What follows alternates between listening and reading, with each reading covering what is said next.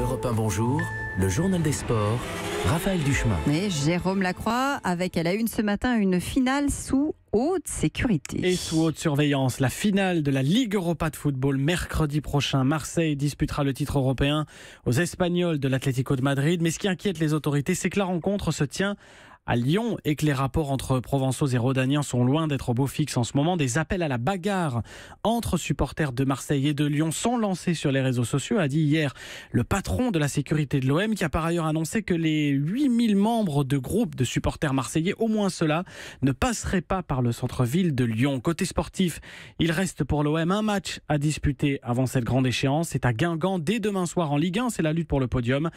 Et si d'aventure, certains joueurs songeaient à négliger le déplacement en Bretagne, Rudy Garcia, l'entraîneur, est prêt à leur tirer les oreilles. On prépare le match normalement.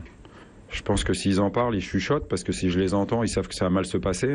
Voilà, je leur ai demandé d'être concentrés à partir d'aujourd'hui sur Guingamp. Alors maintenant, il faut tout donner pour vendredi, et puis on aura tout le temps de repenser à mercredi prochain, quand on aura joué ce match-là. Des propos recueillis par Yann Thérault pour Europe 1. Au lendemain de la finale de la Ligue Europa, Didier Deschamps dévoilera la liste des joueurs qu'il retient pour disputer la Coupe du Monde. C'est donc jeudi prochain, ce mondial qui se tiendra à partir du 14 juin en Russie. Le jeune Ousmane Dembélé a de fortes chances de figurer dans le groupe, d'autant qu'il a hier réalisé le meilleur match de sa saison avec Barcelone, auteur de 2 buts lors de la victoire catalane 5-1 contre Villarreal en championnat. Le mot sport du jour. Volcanique, elle sera volcanique. La 6e étape du Giro, le Tour d'Italie cycliste aujourd'hui. 164 km en Sicile avec un final à 1736 mètres d'altitude sur les pentes de l'Etna. Ascension finale redoutable de 15 km. L'occasion pour les grimpeurs candidats à la victoire finale de s'illustrer. Côté français, on attend Thibaut Pinot, 9e du classement général, à 34 secondes du premier, l'Australien Denis Maillot-Rose. Le tennis à Madrid est décidément à 2 semaines et demie de Roland-Garros. Les difficultés françaises se confirment chez les messieurs. Le dernier en lice en Espagne a été sorti hier. C'était Gaël Monfils, éliminé, c'était très dur, par Rafael Nadal. A noter l'élimination de Djokovic dès le 2e tour. Ça va bien côté dames pour Caroline Garcia. Elle affronte aujourd'hui l'Espagnol Suarez Navarro pour une place en demi-finale.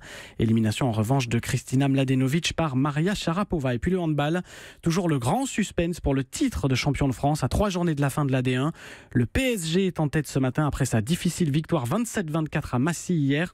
Une première place que les Montpelliérains tenteront de reprendre ce soir. Match à Toulouse. Allez, l'histoire du jour avec une bagarre générale, mais en foot féminin. Des jeunes filles, 2 équipes de moins de 18 ans. Lors d'une rencontre locale dans le Doubs, à La Rivière-Drujon précisément, l'équipe visiteuse Montbéliard est apparemment arrivée avec plus d'1 heure de retard, ce qui a provoqué une montée de tension. Et sur le terrain par la suite, crachats, insultes et coups pleuvent sur cette pelouse. Écrit ce matin le journal L'Est républicain.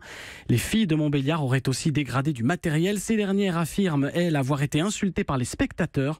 Le match a été interrompu à l'heure de jeu. Une enquête du district est en cours. Europe